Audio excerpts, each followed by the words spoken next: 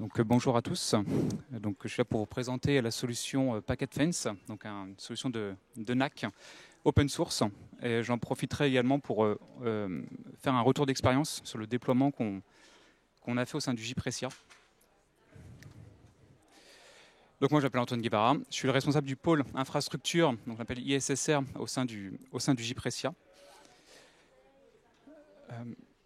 Le JPrecia, c'est un groupement d'intérêt public implémenté en région centre, réparti sur 3 zones géographiques, donc Orléans, Bourges et Ballon-Miré, qui est né en 2003 en fait à l'initiative de l'État et de la région Centre-Val de Loire. Dans l'objectif principalement de développer le numérique sur le territoire. Donc on a plusieurs partenaires, le Déclic, Avica, Adulact, les Portail, Affigeo. On a plusieurs membres au sein du JPrecia. Donc on a plus de 720 membres, plus de 980 structures publiques. Donc les membres et les partenaires, donc on a la région Centre-Val de Loire, les différents conseils départementaux, donc du Cher, du 41. On a également les universités, on a l'INSA, on a l'Académie d'Orléans-Tours, Orléans Métropole. Donc on a une petite carte un petit peu de notre implantation géographique avec nos différents membres sur le territoire. Donc pour maintenant donner un petit peu de contexte au projet Packet Fence, une des missions du JPrecia, c'est de la gestion des établissements scolaires publics en région Centre-Val de Loire. Donc il y a à peu près 190 établissements, lycées agricoles, CFA, écoles d'infirmières et les collèges du département du Cher. Donc notre rôle, c'est de gérer les infrastructures, gérer le réseau, les serveurs, vraiment tout ce qui se trouve derrière, en fait le routeur de l'établissement, la gestion des stations, et le tout en favorisant le plus possible les produits libres. Donc dans mon service GSI, on a réparti en 3 pôles. Donc IDMS pour la partie intégration, déploiement, maintenance des stations de travail, CDS pour notre centre de services télégestion, et donc ISSR, mon service infrastructure, sécurité, système et réseau, donc composé de 10 personnes. L'objectif de la mise en place de Packet Fence, c'est de sécuriser les accès au réseau filaire des établissements scolaires publics de la région. Donc ce qui représente globalement à peu près 4000 commutateurs, donc 4000 switches, 140 000 ports réseau qui sont en mode legacy, donc sans contrôle d'accès particulier, un port en access VLAN spécifique. Le tout dans l'objectif de protéger en fait 50 000 ordinateurs qui sont répartis sur la région. Première phase, déploiement du MAB, et ensuite on partira sur du 802.1x. Également proposer un système de portail captif pour donner un accès en fait en fonction de l'équipement ou de l'utilisateur. C'est-à-dire que la personne va se connecter et on va lui assigner un rôle qui va lui placer dans un réseau spécifique ou non. Un des objectifs également, c'était de remplacer la solution Aruba ClearPass qui était assez onéreuse et qui ne répondait pas parfaitement à nos besoins. Donc, objectif également, c'est de favoriser l'usage du BIOD dans ces établissements, donc que chaque utilisateur, chaque personnel puisse venir avec son propre équipement et bénéficier d'un accès à un réseau. Et ensuite, migrer nos 6000 bornes Wi-Fi du coup de ClearPass vers Packet Fence. Donc le produit Packet Fence, lui, il a été développé par la société Inverse, donc une société canadienne. Première version en décembre 2004. Ça a été racheté en février 2021 par la société Akamai. Et donc le NAC, c'est un Network Access Control. C'est ce qui va vous permettre de contrôler en fait les accès au réseau de différentes manières possibles, dont on va en voir une première partie tout à l'heure. Donc protection des réseaux, contrôle de l'accès réseau, donc au travers d'un portail captif, au travers de l'authentification Radius, du 802.1x, du MAB. Donc le MAB, c'est du MAC Authentication Bypass, c'est de l'authentification d'un équipement par son adresse MAC. Et ensuite du profilage d'appareils. Donc aujourd'hui, Packet Fence, il est en version 14. Donc la version 14 est sortie il y a 2 ou 3 mois. C'est la toute dernière disponible. Pour faire simple, Packet Fence, c'est un très gros serveur Radius qui va gérer les authentifications sur les équipements réseau. Mais derrière, ils ont rajouté plein de briques qui le rend assez intelligent, qui va être capable de jouer des scénarios en fonction de tel ou tel équipement, en fonction du switch qui va déclencher l'authentification, en fonction du SSID, en fonction de l'heure. Donc il y a pas mal de choses qui sont intégrées dans Packet Fence qui sont assez intéressantes. On voit également des interconnexions avec les pare-feux, avec des IDS. Typiquement, on peut authentifier un utilisateur sur Packet Fence et aller jouer du SSO sur un pare-feu. Et l'IDS, on va voir après, c'est tout ce qui va être analyse en fait, comportementale d'un équipement. Pour l'architecture, on a deux modes d'architecture en fait, pour les deux types d'authentification. On a choisi de faire en data center centralisé pour la partie Wi-Fi et en local, donc dans les établissements, pour la partie filaire. Donc en data center, aujourd'hui, on a 4 serveurs qui sont en standalone. Et ensuite, là, on est en train de travailler sur la mise en cluster de 3 serveurs Packet Fence pour fournir toutes les connexions Wi-Fi. Et dans les établissements scolaires, donc, on a 160 serveurs Packet Fence qui sont déployés dans chaque établissement pour gérer l'accès filaire. On a fait ce choix-là pour être au plus proche possible des utilisateurs sur la partie filaire. On ne voulait pas spécialement d'avoir de latence avec un data center pour ces accès réseau. Donc là, voilà un schéma très simplifié de l'architecture. Donc on voit que dans un établissement, il y a le serveur Packet Fence qui déclenche les authentifications sur tout ce qui va être switch de niveau 2. Et tout ce qui va être imprimante, tout ce qui va être caméra, tout ce qui va être téléphone, va déclencher les authentes sur le Packet Fence local, alors que tout ce qui va être équipement mobile, donc tout ce qui va être ordinateur portable, tout ce qui va être tablette, téléphone, des établissements, quand ils se connectent en Wi-Fi, ils tombent sur notre ferme de serveurs Packet Fence dans notre data center.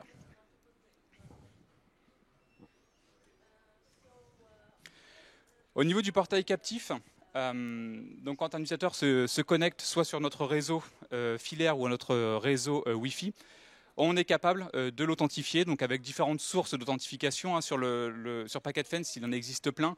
Nous, on a choisi celle qui nous intéressait par rapport à nos établissements, donc authentification Active Directory, authentifiée sur nos Samba AD. Donc l'utilisateur vient avec son propre compte.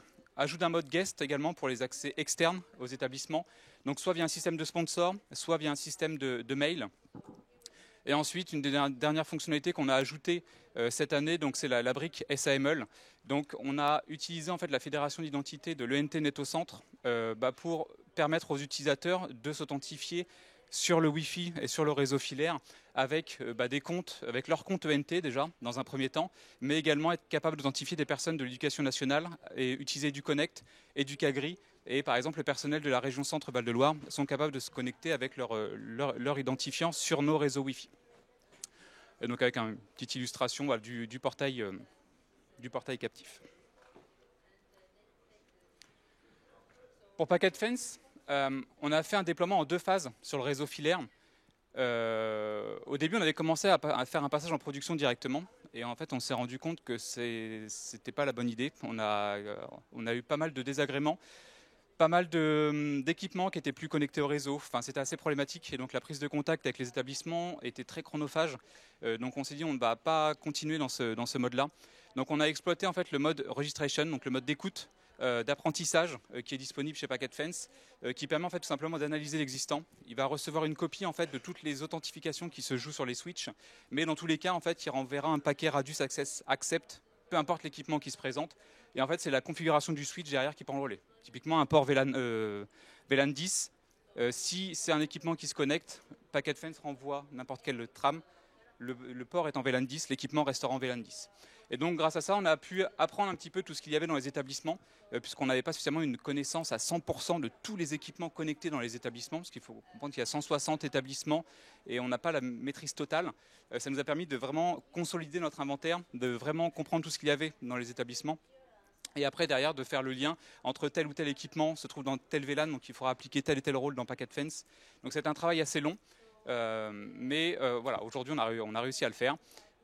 Donc première phase d'écoute, on apprend pendant 3 semaines, 1 mois, 2 mois en fonction des établissements, et ensuite passage en production.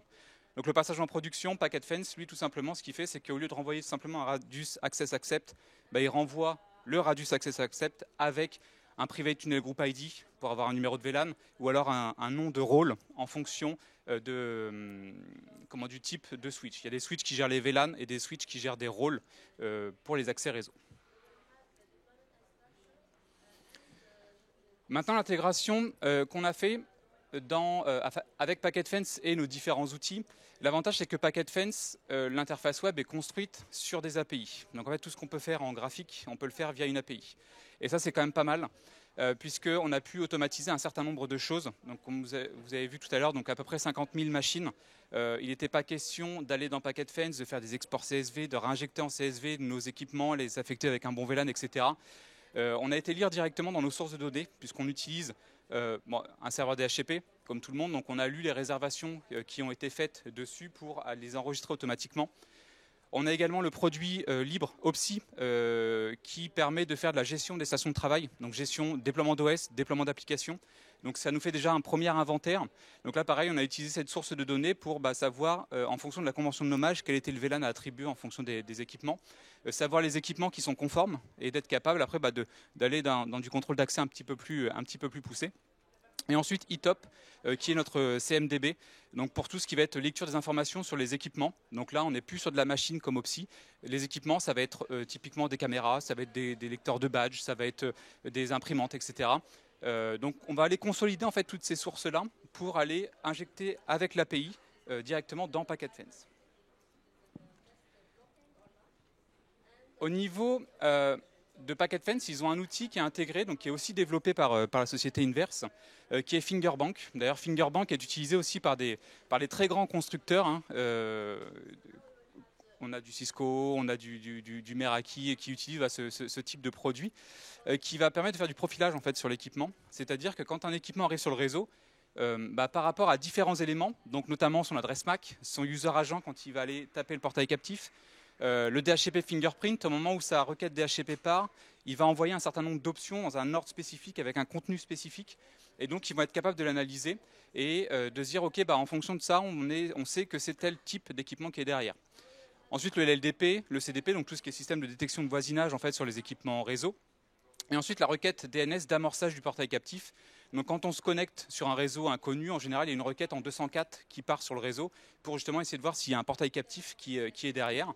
Et en fait, donc tous ces éléments-là, ça permet en fait à Fingerbank de se dire, ok, cet équipement qui se présente, c'est une Galaxy Tab A8 avec un Android en version XY. C'est un iPhone, c'est un iPad, c'est une station Windows 10 par exemple.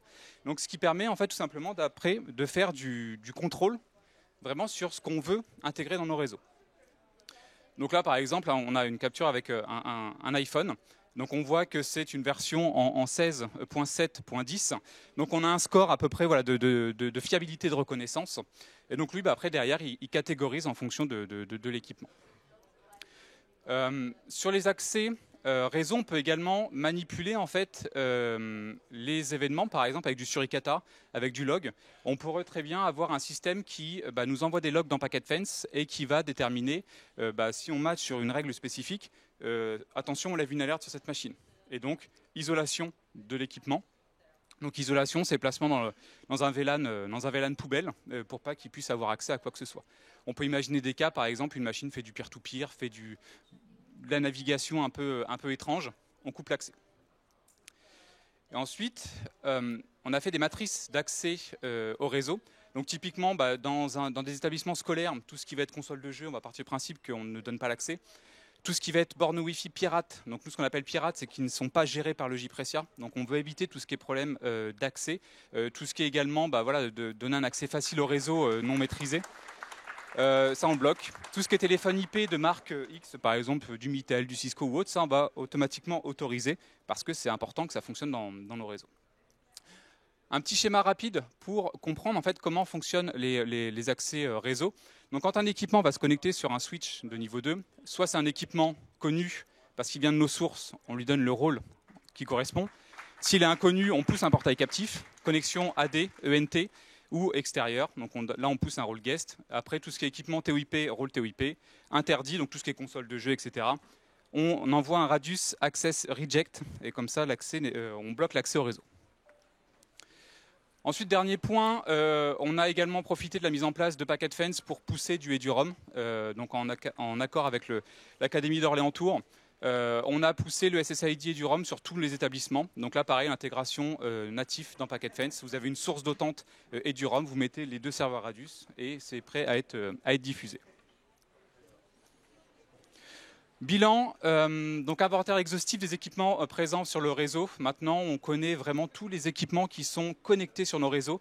Parce qu'il faut penser qu'on a une administration centralisée et donc on n'a pas la visu sur tous les équipements. Là, maintenant, on commence à avoir clairement une visu propre et claire des établissements. Protection des accès sur des équipements exotiques. Donc, on a fait une expérimentation LiFi dans 3 lycées de la région centre. Équipements qui ne venaient avec aucune brique de sécurité dans leur première version.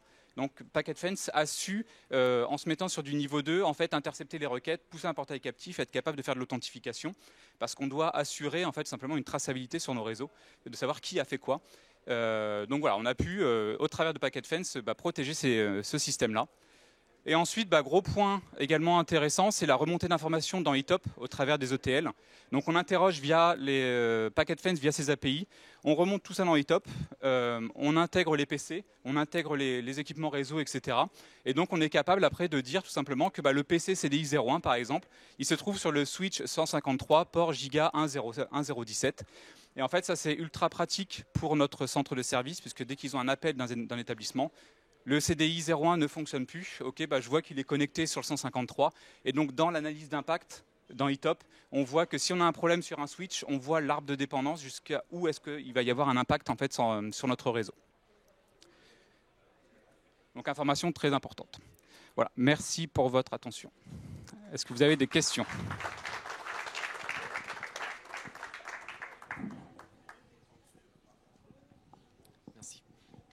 Oui, merci pour votre présentation. Est-ce que vous avez fait du déploiement de certificats sur certains équipements ou est-ce que c'est prévu ? Pas encore. Pour l'instant, on est resté sur du MAB, sur la partie filaire. Et justement, on va travailler sur la partie 802.1x et donc on va travailler sur les certificats. Et en fait, Packet Fence vient avec sa propre PKI qu'on peut configurer pour justement faire du 802.1x derrière. D'accord. Et sur cette première phase, vous avez eu des problématiques sur certains types d'équipements particuliers qui géraient mal, on va dire, tout ce qui est authentification, j'imagine ? Oui, on en a eu, on en a eu plein. Des équipements qui sont des équipements industriels qui envoient une trame réseau toutes les 6 du mois, par exemple.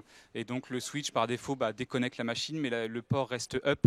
Et quand le paquet part en UDP, il n'y a pas d'authentification. Le temps que l'authentification se fasse, le paquet UDP est perdu. Et donc voilà, des allers-retours avec certains industriels sur oui, mais notre solution ne fonctionne plus depuis que vous avez mis ce produit en place. Et donc voilà, on a travaillé avec certains pour dire ok, mais ça serait bien d'envoyer vos paquets un peu plus régulièrement. On a augmenté les timers sur les switches pour que ça garde authentifié. Mais ouais, on a eu quelques petits problèmes quand même sur des équipements qui étaient pas conformes. Voilà, on en a eu plein. On en a eu plein. Sur la masse, au final, ça fait peut-être 1 ou 2%. Mais on en a eu.